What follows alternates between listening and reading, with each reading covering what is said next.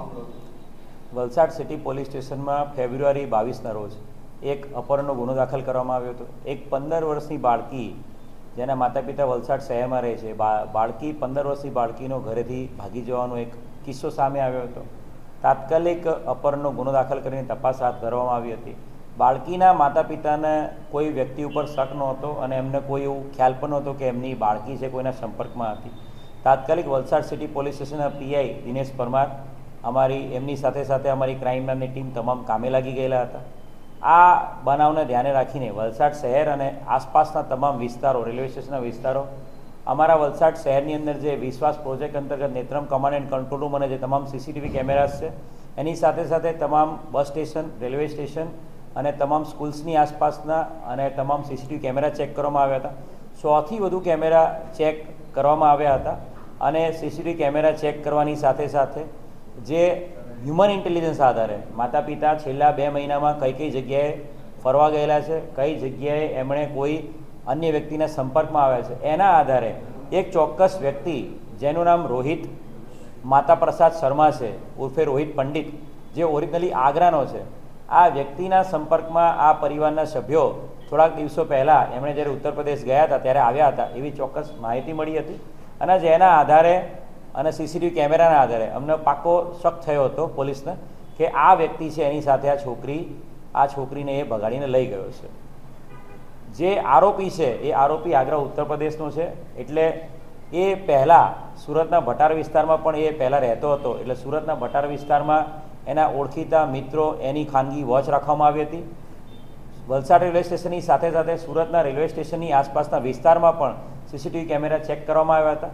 સુરતના railway station પર એક સીસીટીવી કેમેરામાં એક રેલવે સ્ટેશનમાં બેસીને જતા આ આરોપી અને ભોગ બનનાર બાળકી દેખાયા હતા અને રેલવેની જે ટ્રેન છે એ ટ્રેન જયપુર અને ઉદયપુર તરફ જતી એ ધ્યાનમાં આવી હતી, જેના આધારે પોલીસની ટીમ જયપુર અને જોધપુર અને ઉદયપુર એ બધી જગ્યાએ રાજસ્થાનના જિલ્લાઓમાં તપાસમાં ગઈ હતી। આરોપી જે પોતે આગ્રાનો છે, આગ્રા એના વતનમાં એના ગામમાં પણ પોલીસની ટીમ તપાસ માટે ગઈ હતી।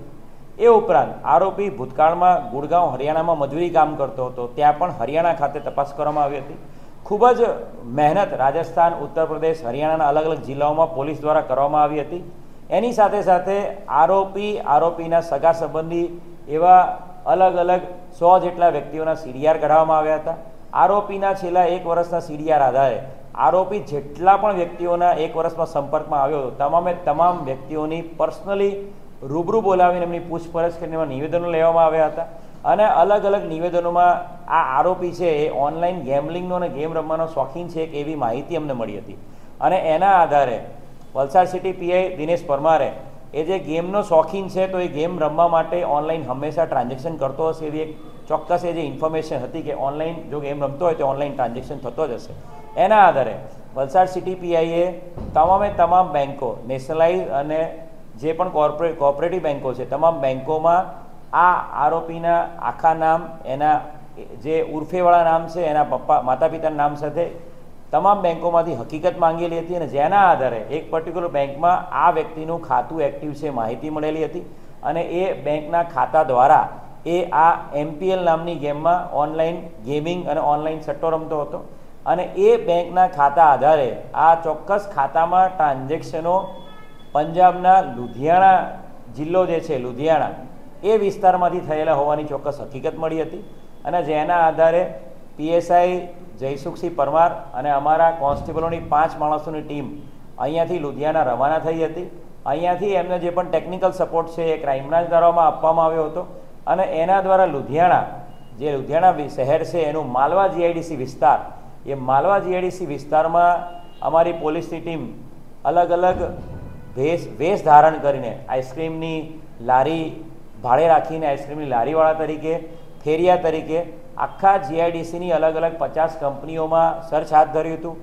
3 દિવસ સુધી આધાર કાર્ડ વેરિફિકેશનના કર્મચારીઓ છીએ એમ કરીને એ લોકોએ અલગ અલગ ચાલીઓમાં એ લોકો માલવા GIDCની અલગ અલગ ચાલીમાં બધા આધાર કાર્ડના ડેટા કલેક્ટ કરવા માટે આવ્યા છીએ એમ કરીને તમામ ચાલીના તમામ રહીશોના ઓરડી વાઇઝ, રૂમ વાઇઝ જઈને એમની તપાસ કરી હતી અને એક પર્ટિક્યુલર ચોક્કસ રૂમમાં એમને આ ભોગ બનનાર દીકરી મળી ગઈ હતી અને તાત્કાલિક એ દીકરીને રેસ્ક્યુ કરી લેવામાં આવી હતી અને જે આરોપી છે એ આરોપી રોહિતને પણ એ જગ્યાએથી પકડી પાડવામાં આવ્યો છે। ખૂબ મોટી સફળતા વલસાડ જિલ્લા પોલીસ, ખાસ કરીને Valsad city police, PI Dinesh Parmar, PSI Jaysukhsinh Parmar અને વલસાડ સિટીની ટીમને મળી છે. છેલ્લા 5 મહિનાની સતત મહેનતનું એક આ ફળ છે કે ભોગ બનનાર 15 વર્ષની દીકરીને આપણે રેસ્ક્યુ કરવામાં સફળ થયા છીએ. શું તમારે ઘર ઓફિસનો સામાન શિફ્ટ કરવાનો છે? તો સંપર્ક કરો ભાવેશ ટેમ્પો સર્વિસ. વલસાડથી ઓલ ઓવર ઇન્ડિયામાં આપના સામાનની ખાતરીપૂર્વક શિફ્ટિંગ કરી આપનાર ભાવેશ ટેમ્પો સર્વિસ.